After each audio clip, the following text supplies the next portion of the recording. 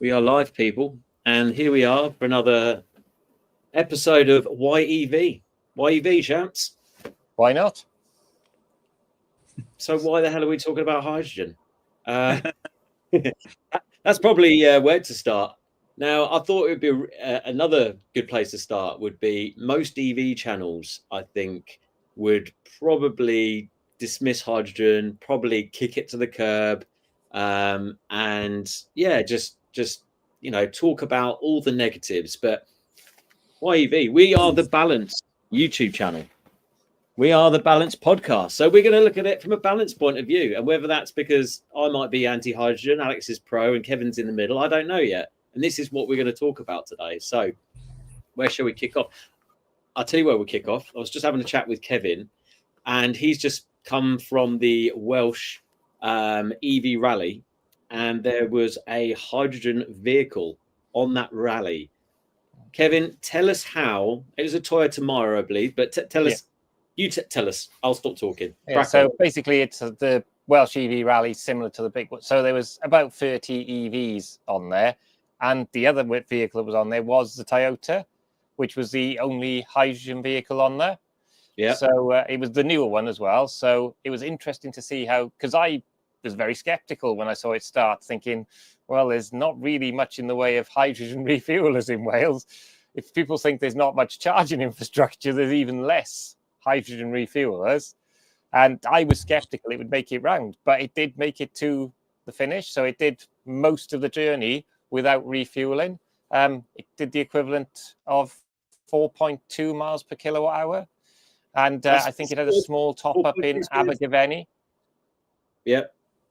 So it did make it round there. I mean, it was one of the more expensive vehicles on the rally when you compare it to the EVs, because I can't remember what the cost is. Alex will probably know more what the sort of cost is of the Toyota. I think it's about 70,000, isn't it, roughly? You don't buy it. Yeah, you don't buy it outright, do you? You can only lease it, I think, still through Toyota. It's not one you can actually go out and buy per se.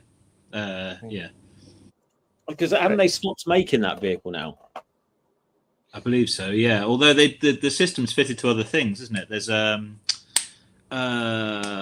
what's the one in Japan? They do another car with the same, which is on the same platform, which is which uses the same fuel cell system. So yeah, it's not only used by the Mirror. I don't know whether they've stopped producing that as well, but yeah. Okay, so obviously there's hydrogen cars out there. I mean, I don't know the total number of hydrogen vehicles in the UK. I know James May has been an owner. I don't know if he's still got his, but there seems to be a very much a lack of hydrogen fuel stations, which is a massive challenge for people that are thinking hydrogen cars.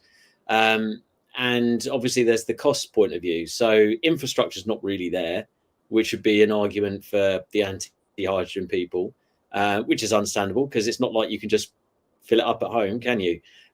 Plus there's the cost. And the cost is, from what I know, cost has gone up considerably recently. So how can they make sense of hydrogen vehicles? Because you look at all the information out there in terms of the infrastructure, the cost of buying the vehicle, and the number of models that you can actually buy. There isn't really any argument or any debate, is there? I think the main thing with hydrogen is going to be basically making the hydrogen in places where you've got too much electricity. So as we all know, at the moment, they switch wind turbines and everything off when the grid is too. So where it can work and become storage, if they haven't got battery storage. Yeah. But where it can work is as a solution to that, where they haven't got battery storage. If it's an offshore wind, you've got the water, you've got the power to electrolyze the water to make hydrogen. So then it becomes viable and cheap when the electricity is, when you wouldn't be using it otherwise. So then it can work, which then I think it works for things like marine because you're there close to water. But I'm not sure. I mean, at the moment, the other way of making it is just a different process in the petrochemical industry. So it's exactly the same thing, just a different thing. So that it's green hydrogen. I think it's not the green hydrogen. That's the turquoise or the grey. because there's lots of different colors of hydrogen. If people didn't know, some dirtier than others. Ultimately, the green one is the one you want because that is the cleanest, isn't it? It's the cleanest way of running one. Just read Paul Martin Spitfire research articles on the subject. Hydrogen as a fuel is ridiculous. The inefficiency of it will never be improved to anywhere near as good as electric. Alex. So I'm going to take this back up a level, really. I think we've had a 25-year period of, particularly in Europe, where the vehicles that we've bought have been steered very heavily by tax, and this kind of wider thing, post-Kyoto Protocol, the kind of the global warming, climate change thing has driven markets in ways that are quite artificial. We've seen the diesel thing for the last 20 years. Now, I think, take it back a step. Think about that. There's a lot of talk about hydrogen saving this, or meaning you don't need that, or whatever. If you think about the combustion engine era, the proper combustion engine, pre-hybrid, pre-anything else, you would have had petrol vehicles and diesel vehicles, right? And they both would have served different roles. If you were buying a van or a truck in the UK or in Europe, there is absolutely no way that you would equip that truck with a petrol engine. You just wouldn't do it, right? The efficiency, the running cost, it's never going to add up. A van, much the same. You want the characteristics of a diesel engine in that van. So petrol and diesel have never been a rival for one another, really. The diesel market's then been stimulated artificially for 20 plus years. We've had a lot of kind of direct and indirect incentives that have pushed diesel. So not just the tax side of things. Sorry, can I just tap in there? Wasn't it because of the Conrail diesel engine being more efficient and the performance? I thought that was a big game changer in that market, was it not? Part of it. Okay. Part of it is if you compare the standards that have been applied to petrol engines and to diesel engines since in the later Euro standards, so in the 2000s onwards, effectively in Europe, and this hasn't been the case in Japan or America, diesel's actually been given kind of an easy ride in terms of the after treatment systems and things that you need. So we've only started to need things like AdBlue and so on as part of Euro 6. That stuff was needed for carb regulations in the States, which is why you had all of the Volkswagen Group cars having AdBlue way before we had it. So and Japan was the same. Japan's had such tight regulations in terms of diesel emissions that I think it was only Mazda, the Skyactiv D engine, could be sold in Japan without after treatment stuff added onto it. Now, obviously, after treatment stuff adds £1,000+ to the cost of a car. When you could add that to American market, to vehicles that were sold in the States, so like the S-Class, the E-Class, the 5 Series, and I think the 7 Series, you could add, and Audi did this, I think, on the A8 and possibly on the A6 as well. You could add it as an option. You could add AdBlue as an option. You could have Euro 6 compliant vehicles pre-Euro 6 becoming, I promise there's a point to all of this, before Euro 6 was a requirement. But basically, in Europe, we have allowed diesel engines to be slightly more polluting in the name of lower CO2. Very, very effective, right? So for 10 plus years, and there's actual studies out there saying this has had a great effect on CO2, but a massive reduction in CO2 very quickly in Europe because the technology was there, right? We were good at making diesel engines in Europe 25 years ago. Common rail diesel technology came along, made them even better. It was there. It was ready to go. It was familiar. You could slot it into existing vehicles. There was no need for changes of architecture and all the rest of it. You could share it with your commercial vehicles. The economies of scale were all there. You put the tax regime on top of that, and you've then got basically vehicles that are not as expensive to produce because you don't need the after treatment systems, plus the tax incentives on top, plus the fuel efficiency on top. You net your big fleets. You've got your commercial. Anyway, my point of all of this is diesel had a role in the 90s, right? And so did petrol. Now, hydrogen may or may not take off, but I think that if hydrogen does take off, the places where it will take off will be in the same places that you might have wanted a diesel engine 30 years ago. Trucks, large vans, potentially some very, very long distance, high mileage stuff where you need that short turnaround cycle to get them back on the road. I think the selling points of hydrogen that were being talked about 10 or 12 years ago have completely eroded. I think that 10 or 12 years ago, people were looking at cars like a Leaf or a Zoe and kind of going, only does 100 miles, takes 8 hours to charge. There's no infrastructure around. I want something I can go and take 2 or 3 minutes, get 400 kilometers, 250 miles, 300 miles of range. But now the charging infrastructure is so widespread, and people are getting their idea around that whole charge when you stop rather than stopping. What's the one that Sam says? Yeah, I know. Charge when you plug in when you stop to charge. Right? Yeah. So, and you can't fill it with hydrogen on your drive if you've got a drive, or in your garage or whatever. You can't make hydrogen at home in the same way that you can plug in and use. So I think the car side of things has been too much of a focus. I think that cars like the Mirai may come eventually, and the X5s that BMW are working on and so on, that's almost like a second step. I think that where hydrogen might be useful is your large trucks where you've got short turnaround times and you need to keep them on the road, especially to kind of recover some of the additional cost of the vehicles. I think that's where you might find an early use for hydrogen. And that's where you can actually then be quite strategic with the support, the infrastructure you need for that. You put it near to depots where you've got high traffic of vans and trucks coming through. And you've got a business case in a way that you couldn't have. I mean, the Texaco garage down the road from here, if you said to them, right, put in a hydrogen dispenser, you've got with cars, you've got your usages all over the place, right? You've got no common, throughput of vehicles. You stick it next to the big DPD depot down the road down the M4 near Bristol, where you've got DPD, you've got Sainsbury's distribution centre, you've got you convert some of those fleets around a hydrogen hub, and you've then got a business case for it. Now, if it doesn't work, it's not going to take off. But fundamentally, a fuel cell EV is an EV. And I've deliberately used the word fuel cell EV, FCEV. It is an electric vehicle with effectively a different kind of battery. And so my view is, much like petrol and diesel coexisted 30 years ago, if hydrogen finds a place, it will be in those specific applications where you need the characteristics that hydrogen offers, and it will fit a business case very neatly. But that actually, and for most of us, an electric vehicle is going to be the right way to go. Sorry, that's a very long-winded answer of saying it, but I think there could be a role. I think there could be a role for it, but I think it's not an either-or. In the same way, it's the same way as petrol and diesel. Yeah, and I think that's where the truck and bus manufacturers have been very smart with their platform designs now. Because if you look at Mercedes, their electric truck platform is an electric truck platform or a hydrogen fuel cell. All they've done is they've replaced the batteries with the fuel cells. So it's the same truck design because it's an electric truck. Just you can swap out what type of source you've got, whether it's a fuel cell or batteries. I mean, I think... And all and it's those weird... All the big European and American truck manufacturers are all working on hydrogen fuel cells. Actually, I mean, I had an interesting chat with a guy from Daimler about this recently. All of them are.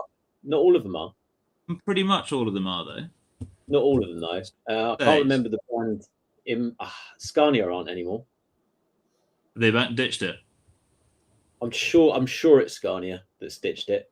There are a couple that have, but I was at the IAA show, the truck show, van and truck show at Hanover quite a few weeks ago now, and there was more presence of hydrogen technology there, but I think in the UK, where there's a lot less distance to go to these places, it's probably less relevant to our island. But I think maybe for the sort of European neck of the woods, you have got those longer distances. So, where hydrogen may make more sense. But I think the way that you just put that and the explanation was absolutely bob on, because I've never looked at it like that. And I doubt many people have actually looked at the hydrogen argument like that before. So you saying potentially if hydrogen does take off in that way from a bigger commercial sense, let's say it starts in Europe and it might filter down into the UK as well, then there might be, instead of like a petrol diesel kind of element like there was in the 90s and the noughties, there's going to be more of an electric hydrogen kind of balance. I think that sounds like that is plausible for sure. And petrol and diesel characteristics are also quite similar in terms of really high performance vehicles don't work very well with hydrogen. The kind of the peak power output that you get from hydrogen fuel cell vehicles has to be supplemented by a battery. You need the high energy. You need the battery to supply the high bursts of energy that you need for those high performance electric vehicles. So much like supercars and so on were petrol in the 90s and so on, and have always been. Electric, your high performance stuff, your city stuff, your general stuff that was petrol before diesel was artificially pushed, I think will just is going to naturally work as electric. Whether the other stuff works as hydrogen or not, I don't think is going to ever undermine that. I don't think your average Ford Puma, for example, in 20 years' time will be like, oh, I'll get that. Today, mate. I saw a Ford Puma today. I was like, oh my goodness, I haven't seen one of them for ages. It was slightly chapped classic one. Classic one. Yeah. Sorry, I thought that's the one you meant. Yeah. Whenever I hear Puma, no, I meant the little SUV one, like the UK. I'm thinking like best-selling cars, small cars in the UK. No, proper one, Puma. not the one with the eco boom. Yeah. Next, just be saying the new Capri is not a proper Capri, Tim. No. Yeah, do you know what? The Capri has grown on me a little bit, other than the fact that it has got the unreliability of the VAG group components. Well, no, actually not components, but I don't know what the components are in the Ford Capri. It's the MEV platform again, isn't it? Yeah, I know it's the platform. I'm not sure about the other bits and bobs. Funnily enough, talking about EVs for a second, I was at a Hevra garage, and I didn't know this. I don't know about you guys. Just slightly off point. I commute a branch line, but Audi's, and I don't know if VW's are the same, but Audi's, they only have a 3-year motor warranty, but the battery warranty is like 8-10 years. Did you know that the motor warranty is only 3 years? Didn't know that. And you know what's wrong with lots of Audi e-trons, right? They have massive motor issues. So someone had bought a private Audi e-tron 55, one of the old breeze block bad boys, and the motor had gone kaput, and out of warranty. There's me laughing away and skipping into non-warranty soon with my Tesla. But yeah, it's an interesting one. Did you guys know that the motor's only for 3 years? I assumed that most EVs tended to have the 8-year powertrain warranty, and then the rest of the stuff is 3 years. But here we go, warranty gate. Sorry, let's get back on high. Sorry. I was going to say, while we're talking EVs, I've booked ours in for the family bus, the Rifter, in for an MOT and service because I was getting reminders through from the garage, and I phoned them up and they said, "Oh, the service is 200 quid." And I said, "What would you do for 200 quid to the car?" Very expensive screen wash. Very expensive. And they said, "Oh, we oil and filters," and I was like, "No." I said, "It's electric," and he was like, "Oh, so if it's electric, you don't need a service. It's every 2 years."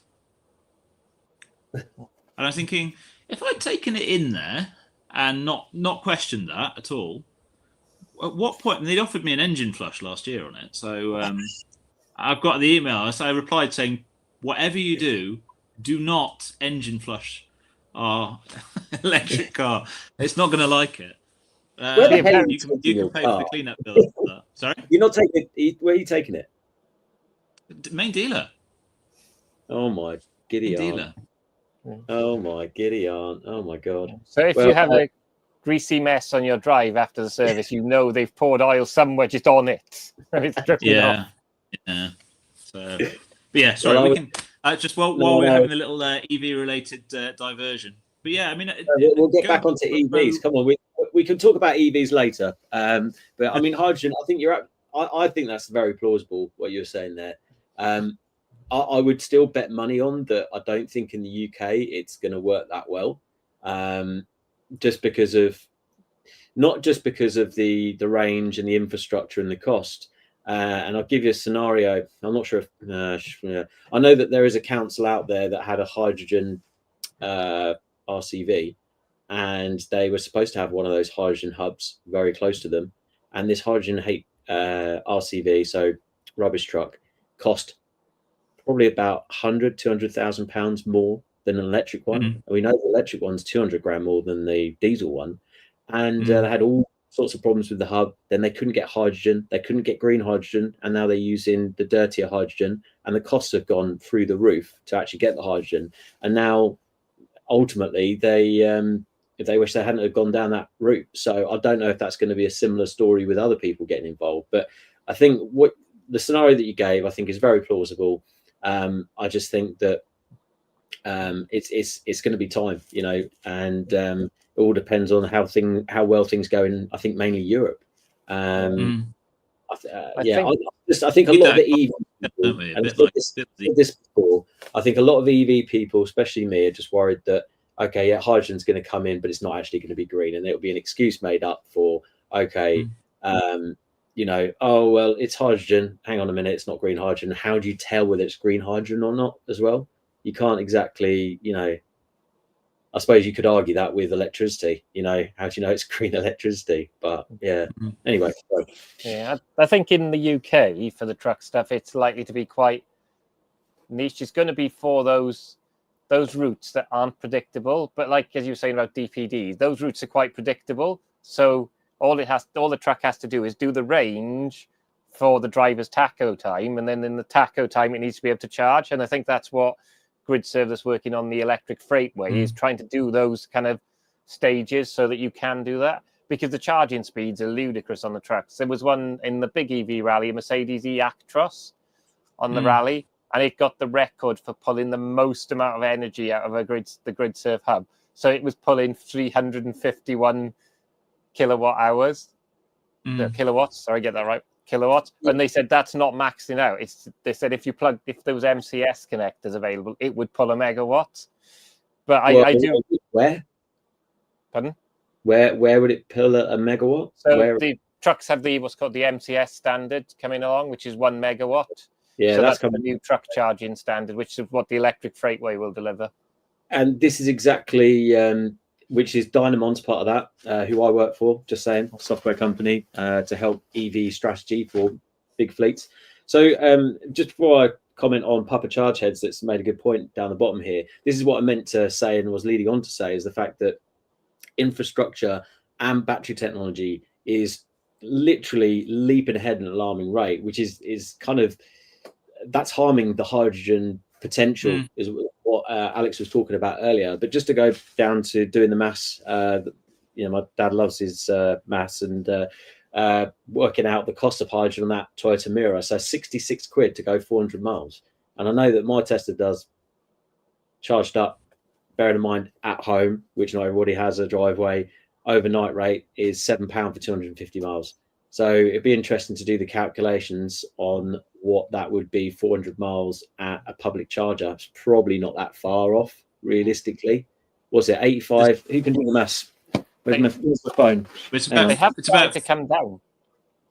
It's about 20p a mile now, public charger for a car. If you're looking at a van where you're probably doing less than 3 miles per kilowatt hour, plus charging losses, you're probably down around the 2.5 mark. Yeah, so mine would be about £65. So it's about the same. About the same from a public charge point of view. So it's... And obviously there's the operational cost as well of having idle vehicles, which is a big issue for commercial fleets. So, well, you say the operational cost. What about, we were joking about oil and filter change on a price vehicle, but you know, what servicing does a hydrogen vehicle need? And from a safety point of view, it probably needs a shed load more than an EV, right? Don't the tanks have to be changed every 10 years on a hydrogen vehicle currently? I'm sure the Toyota ones have a expiry date on the tanks. Oh, no way. but I suppose you've got to consider. I mean, a lot of the truck fleets are factoring in battery changes on. I mean, they're doing such epic mileage that they're looking at, you know, there's a lot of nonsense written about batteries, but there are a lot of the kind of the costings on trucks are in terms of kind of keeping the chassis but changing the battery out after a certain point of view, in the same way that you quite often have refurbished engines and engine swap, particularly on the high mileage stuff in the States. It's interesting actually on that front. The Department of Energy did a study on various different truck heavy duty vehicle types over in the States. I don't know if you saw that a few years ago. They did a whole life cost analysis on a number of different vehicles, and it's quite interesting when you get up to the highest mileage vehicles. There was it got a lot of coverage because they were saying that within, I think by 2035, they reckon there'll be cost parity between electric and diesel trucks, even though at the moment I think there's something like 3 times the price in the States for the highest mileage stuff. So the long haul trucking sector in the States. But if you look a few pages before that, the Department of Energy analysis from this suggests that they reckon hydrogen might well reach cost parity with diesel in 2030, which is quite interesting. And there's all sorts of things factored into that in terms of kind of, there's a whole operational kind of whole life cost picture factored into that. So whether that, but it's such a fluid thing, isn't it? Because I mean, the cost of batteries is going down and down and down. We've got massive cost reductions due next year. Technology and the power density is going up and up and up. I don't mean the cost is going up, but the other things are going up as well. So it's an interesting time, and if we could only have crystal balls to see what was actually going to be happening in the future. Commuter branch line, I like hydrogen for heavy things like trains, ships, or even trucks. However, the economics and infrastructure is against them. Who's paying for the build out from scratch of the infrastructure? I would guess that quite a lot is going to be petrochemical companies. But with EVs, that's fleet. But with EVs, there's quite a lot of fleets spending a lot of money on infrastructure and so on, and grid upgrades, battery storage, and renewables to make all of that work as well. I mean, again, there could be a case for having that infrastructure shared across, a hub. People who need the characteristics that hydrogen can offer that an EV can't. So again, such a fluid thing, isn't it? Yeah, it's interesting you say that because this is something the company I work for, Dynamon, we can essentially take thousands of vehicles, hundreds of depots, and look at the feasibility of electrification of those vehicles against their ICE counterparts to see how feasible they are to transition to electric, and then create energy models off the back of that to understand what infrastructure, what power they need, how many chargers, what power of chargers. But we can actually get different organizations. If we can get the telematics data, we can get lots of different organizations and put it all into the pot to understand, okay, when is the dwell time of these different vehicles, to understand what infrastructure you need, what power of charger, and all this stuff again to make sure you get it, right first time. There's the sales pitch, of course, but that is so useful, so useful when you're thinking about, okay, well, we need the local authority, they need to have a base for their charging, and hang on, we need the blue lights around that area, they need to utilize it as well. So understanding the infrastructure piece, which is so key. But for hydrogen, I suppose it's, infrastructure is key, as Tesla has proven massively. Hydrogen tanks do need to be swapped out. It's such a small molecule, it leaks out of everything. Plus it's very aggressive to certain metals, hence why most tanks are linerless carbon fiber. Are they really? Interesting. Because that's the difficult with people keep saying that our gas grid will become a hydrogen grid, and it's like it can't, because it's such a small molecule, it will find any leaks. And one of the difficult things is, how do you add the smell in? It's the smallest molecule, so it'll get out, and the smell molecules, because gas doesn't smell, it's been added, will get out. I mean, my tinfoil hat is over here somewhere. Let me just put it on for a second. Is it people, or is it maybe certain organisations pushing a bit of a narrative to to get to make something like that happen for them to benefit? Don't know. Don't think it would work. Hydrogen is a bit of a pain like that. The fact that it's like you can't smell it either. Here we go. So David O'Connor, how you doing, David? I feel we should be embracing hydrogen if it helps with the change from petrol, diesel to reduce tailpipe emissions, especially for heavy duty like trucks and trains. I don't disagree, as long as it's green and it's fit for purpose in that way. Look up, there are currently only 16 hydrogen filling stations in the UK. Yeah, I think only 2 of them are public though. Yeah, it's tiny. That is the thing, So I think that's another way of, people say, oh, but there's this many, but how many are actually accessible? But that's interesting stat there. Source. And the other thing is you need to know the pressure of each of those filling stations as well. Yeah. Because a lot of them are only 300 bar, and most hydrogen cars are 700 bar, which means you can only half fill a tank. So that means you're not getting 400 miles, you're getting 200 miles. There we go. Green hydrogen is made from petroleum with lots of electricity. No, it's not. No, it's not. It's made of electrolysis. Surely using electricity directly in an EV truck is more economical than to have to mine, transport, and refine petroleum for hydrogen. No, green hydrogen is made from electrolysis, which is from electricity and water. But you were right in the other point, saying that it takes 3 times more green renewable electricity to run a hydrogen vehicle that does an electric vehicle. I think that's the right way around, isn't it? Yeah. So that's why it works when you've got an excess of electricity. Because if you were going to turn it off anyway, you may as well. It's another storage method, isn't it? Like battery storage. It's another tool in your toolbox. You think, well, actually, we won't switch this off. We'll make hydrogen. I mean, the thing is, we mentioned ships earlier. Ships are way behind everything else technology-wise. If you think the fact that they're only now. Oh shit! Sorry. Just. I'll let you compose yourself, Tim. Oh yeah, carry on. Yeah, so ships have only now gone to LNG, and they're classed as being green ships. Do you think the lag on that technology? You're talking that's 2050 or further away. But I mean, most of them now are talking about ways around it is shore power.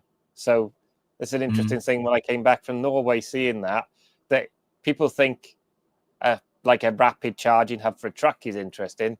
Try and think about when they have shore power, you're plugging a city in and the connectors for that, which is nuts. So, but that technology has come from the EV industry, basically, in car. So they've looked at how you do rapid charging and think, oh, we can use this on a ship to actually do shore power. And there are some electric ferry boats, isn't there? Some hybrid ones now. There is. Funnily enough, I was just about to mention, but I obviously come back at the right time. So sorry for that, people. When I was working at my previous company, they were looking at charging in a company was looking for charging infrastructure for their hybrid water vessel. So it was hybrid and it was electric. So I think there are a couple out there. So it sounds like that is going on. Yeah. You can't see it burn to, which is one of the big worries of the emergency services. No, absolutely. Wasn't that a similar problem with early Formula One cars when they were on methanol? You didn't see that. So the flames would be invisible on that as well, weren't they? And drivers would be like flailing around without. So that's why they changed it. Yeah, you could be right, mate. Could be right. Sorry, I thought commercial hydrogen was derived from petroleum products. Is green hydrogen different? No, petroleum products. I mean, I can't remember. I should have got the chart out, but grey, turquoise, and then there's another one. I think there's white as well. So they're either made from ammonia and petroleum and other dirtier ways. Basically, is green hydrogen different? Where are those manufacturing facilities, or there many, or will those need building too? Yeah, there's a lot of infrastructure that needs building. I'm going to work out the colours so I can just. Should have been better. Yeah. If we wait long enough, Michael have researched it for you. I was going to say, so there's two aspects in terms of cutting costs. I don't know if you've seen what Toyota's doing, where basically with the Mirai, you can basically buy a Mirai fuel cell in two form factors, and they're both stackable. They come with standardized connectors on them, so you can basically stack them to create different power outputs of hydrogen fuel cell. Hydrogen fuel cell stacks, basically, and you can use it for things like marine and other applications, trucks and so on. That's one aspect. They're looking with their next one. I need to look at the figures for this actually, but they were when I interviewed them last year, they're talking about some enormous cost reductions for the next system, because they're looking at kind of not just using it in cars, but actually having the same system and going. You basically buy it in a box. And it's like a power source, like a generator almost, that you buy in a box and you hook it up to the fuel cell, to your hydrogen supply and, to your power output and all the other bits and pieces that you need to run that. And you can stack them to your power requirements, or you can keep it compact or whatever. And so that's one side is the kind of the economies of scale. So sharing it with, not just sharing it with other car manufacturers, but sharing it with other applications that need it now. Your trucks, your buses, your marine stuff, your static power generation and things like that. The other side of it, we were talking about green hydrogen. One of the places that would be ideal in terms of one of the ways to kind of produce in terms of incentivizing green hydrogen is there's a thing in the UK called the Renewable Transport Fuels Obligation, where you can earn money for producing fuels. But in terms of if you are a fuel station and you want to have an electrolyzer on site to produce your own hydrogen, the regulations are such that, and I don't think this has changed since I last looked into this properly, that you would need to have a wind turbine on site directly supplying, or solar panels directly on site, directly supplying that with renewable energy for it to qualify for that. But so they're saying you can't just kind of say, whereas with buildings you can say we're on a renewable energy tariff. The reality in most cases being you don't actually know where the specific electricity that you're using has come from. You're just buying a share of that within the energy system. Yeah, you need to have that flexibility in terms of fuel stations, forecourts being able to have that access to those incentives to make the fuel cheaper as well, which isn't the case in the UK at the moment. Well, believe it or not, chaps, there are 10 different hydrogen colours. I didn't realise there were 10. Yeah. So green, we've already mentioned, renewable sources like wind and solar for electrolysis. Blue, produced from natural gas through steam, gas reforming and carbon capture, and so essentially from natural gas. Grey is produced through steam, gas reforming, or coal gasification. Grey hydrogen is highly climate damaging. White, also known as gold, natural or geologic. White occurs naturally underground. Okay, so that's your fracking. No, it's not hydrogen. That's natural gas, isn't it? So yeah, hydrogen from natural sources. Yellow is produced from electrolysis powered by solar energy. Yellow hydrogen is similar to green energy, but is distinguished by color. Turquoise, this one is from methane. Black or brown, produced from coal. Pink, produced from water electrolysis powered by nuclear power. Pink hydrogen is made from a clean but non-renewable energy source. Red, produced by high temperature catalytic splitting of water using heat and steam from nuclear plants. Red hydrogen may also come from biomass. Orange, last but not least, produced using plastic waste as feedstock. Wow. I didn't know about that one. Yeah, I didn't know about that one. Oh, isn't it some sort of bacteria they're trying to work that will eat it and then it produces hydrogen or something? I think that's a fairly new one, isn't it, orange? That's one of the ones that might save it and make it kind of really cost effective because it is basically converting it from waste. But I don't like the sound of feeding my animals plastic waste. Hang on, producing you. I don't. That's obviously not what it is. That's what it sounds like. But yeah, it's interesting. So it will be very, very interesting to see, based on, and I think the scenario that you gave is probably the only way that it will actually work. Truth be told, although I've seen a hydrogen van this year at one of the shows, I think it was Cenex or something like that. Was it the Stellantis range extender one? Because aren't Stellantis looking at a hydrogen range extender on their little vans? Yes, I think that's probably what they're actually. Yeah, because they're basically like a Vivaro E, but with part of the battery removed. So it's almost like a plug-in hybrid scenario where you've got a fuel cell system plus a smaller battery. And Renault's doing the same, aren't they, with the Master? You can get the Master in different formats with hydrogen system, and they'll supply the whole infrastructure as well to go with it. Oh wow! Okay. Going back to what we were saying a few comments ago about, the transition away from fossil fuels. There are some issues, obviously, with vans transitioning over to EVs at the moment, and they either work really well. There's plenty of applications where they do, or they don't work at all. And I think there is a worry, isn't there, that if you don't provide options that enable, what I said earlier about it not being an either-or situation, is there are going to be some applications that you'd never ever use for hydrogen for, and there'd be others that may work for it if as technology matures. And so from that, from that perspective, if you haven't got options that give people a viable alternative to diesel, and there are some issues that are overhanging still especially with the heavier vans operationally that you don't get with the diesel versions. If you don't give people an alternative that's, even if it's a step towards battery electrification, then the alternative is that they may well end up running older petrol or diesel vans and just keep running those because they haven't got anything that quite fits their needs. So I think there may be a role in terms of that, and if it balances the books, then people will switch, and if it doesn't work, it won't.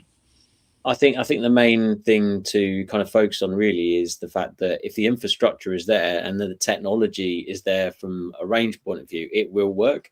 And I think quite a lot of time, the reason I think that van hasn't kicked off so much with EV is the fact that people just haven't had the right strategy. And I'm not going to plug Dynamon again in terms of what we do around helping big fleets, but I see it all the time. Oh, okay, yeah, we didn't really have the infrastructure. We didn't understand operationally how do we get away from downtime when a driver's just thinking, well, do you know what? It's running out of charge. I'm just going to go and charge up on this AC charger, and there's no kind of focus on. There's no strategy on the focus around minimizing that downtime, which is ultimately a massive cost to the business, because that operational time wasting is absolute no. So and that's even not even talking about the fact that the reliability of public chargers or potential lack of use. I did see a video from our friend chaps on TikTok the other day showing, oh, everyone's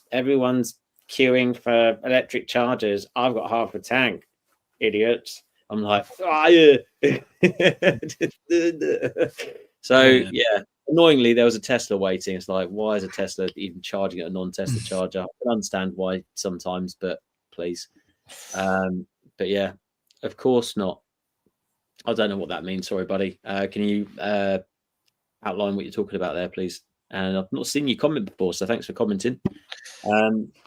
It's I think we've had a really. Sorry, go on. Sorry. Yeah, I think with the van fleets as well, manufacturers are starting to get wise to it. Like the Renault Kangoo, for example, can do 22 kilowatts AC charging, and for a van fleet, that's a bit of a game changer. The fact it can charge on AC at that speed means actually you've got a quick turnaround, because most businesses have a three-phase supply.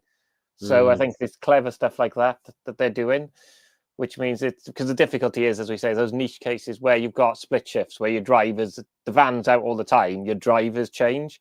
And that's the thing with trucks as well, when you've got double manning, where hydrogen might work, because you can't, if you're double manning a truck, you've got that continuous drive, haven't you?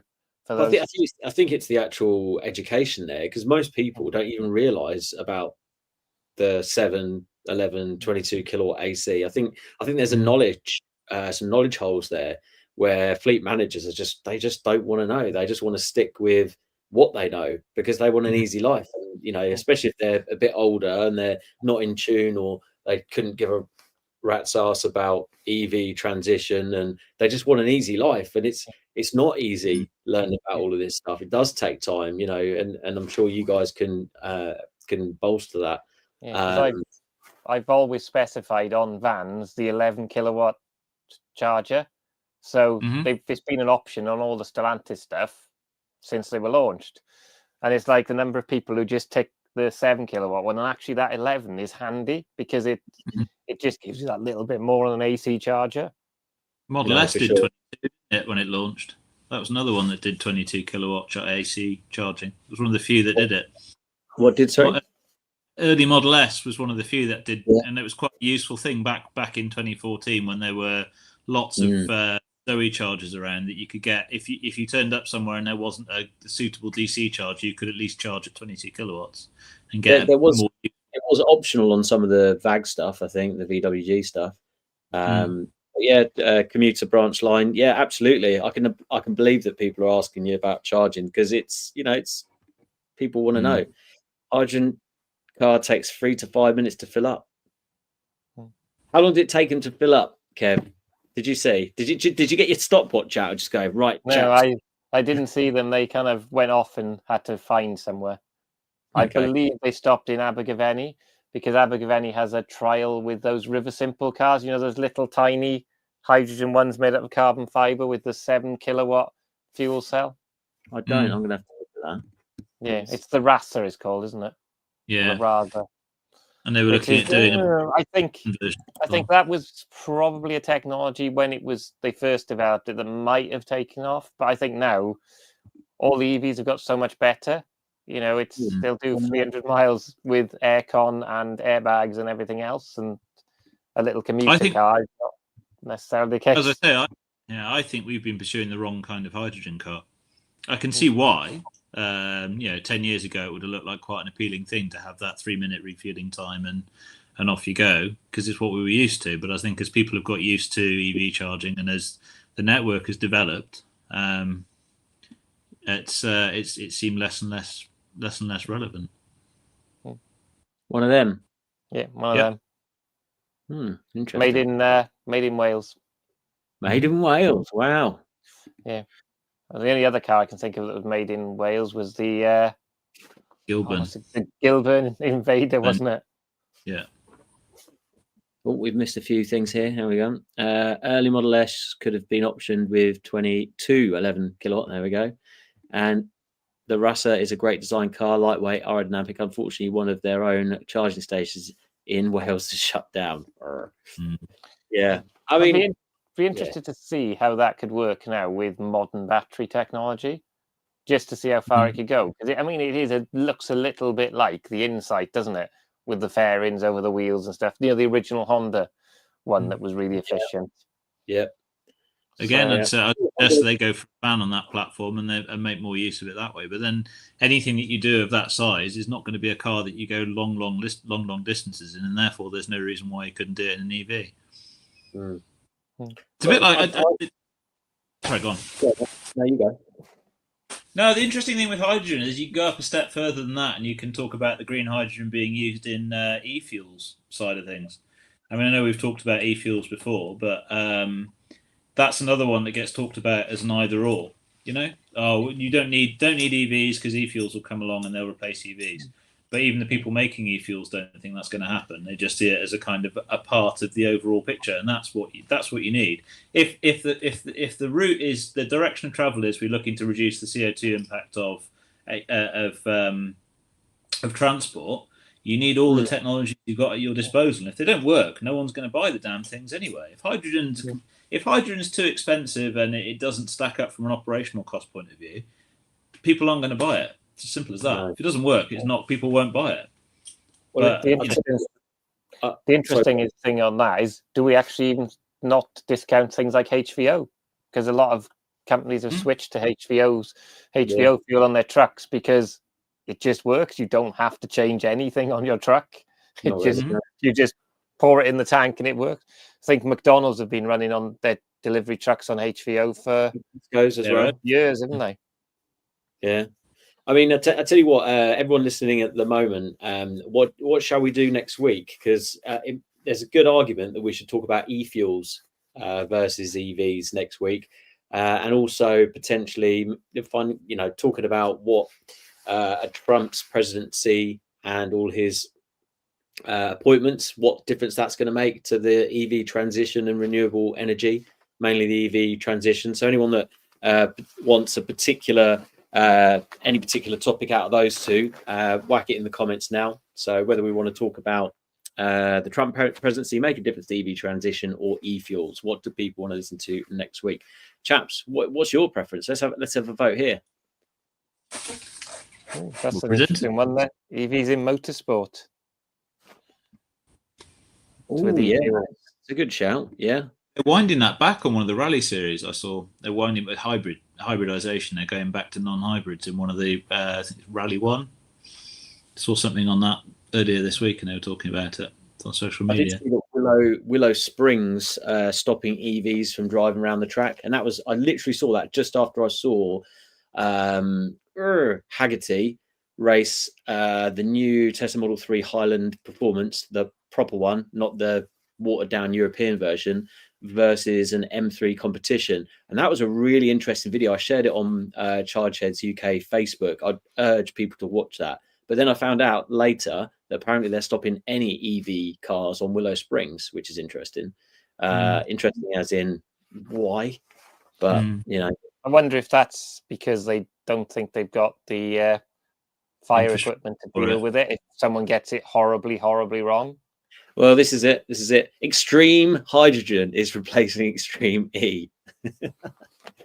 That'd be. Didn't they use hydrogen to do the charging in? Yes, they had big fuel cells anyway. So they've just, instead of putting it in at the side of the track, they're putting it in the cars now. The right way to do it. God, that make tank. electricity, turn it into hydrogen, then turn it back into electricity. Seems a bit of an arse backwards way of doing it, really. But Very inefficient. You think about the losses there as well, which people don't. Sorry, go on, Kev. I'm just thinking about the engineering for a tank in an extreme EV car full of hydrogen battering they get. Plus any accidents. I mean, I don't think I've not been to a extreme E race yet. I really do want to. So yeah, I need to. I keep forgetting to go to one, and I don't actually watch it, which is a bit bad of me. Bearing in mind what I do for work and for play. So, have you guys been to a extreme E event before? No, I've been Formula E. I went to the E-Prix in London last year. I enjoyed it. I thought it was good. I meant Formula E. Apologies. Yeah. Yeah. No, extreme.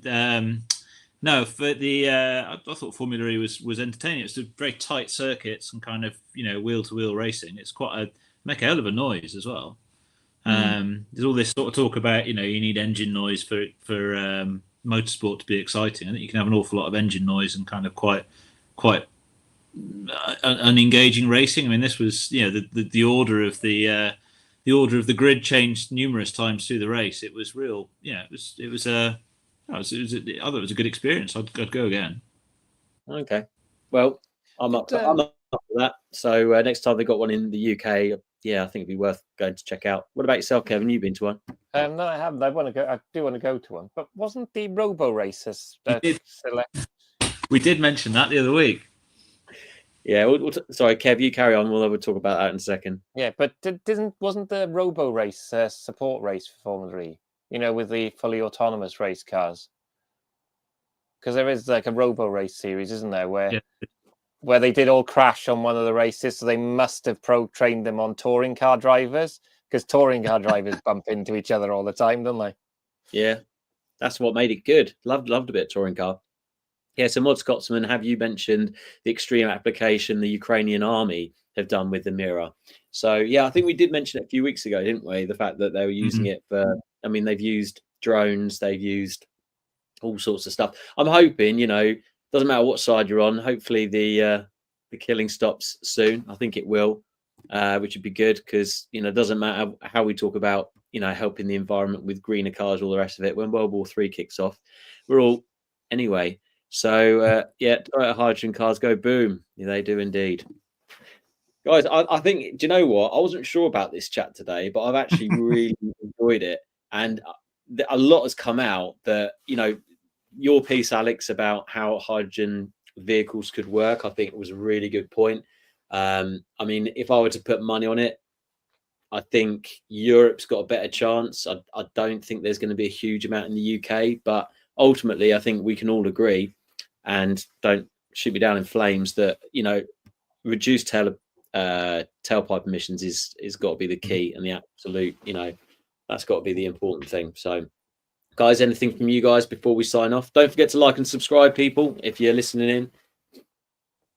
Yeah, no, as I say, I think it's an interesting subject, and I think it's a shame it gets lost in the tribalism. It's a bit, I think both technologies are pushing in the same direction. They can share an awful lot of the underlying hardware.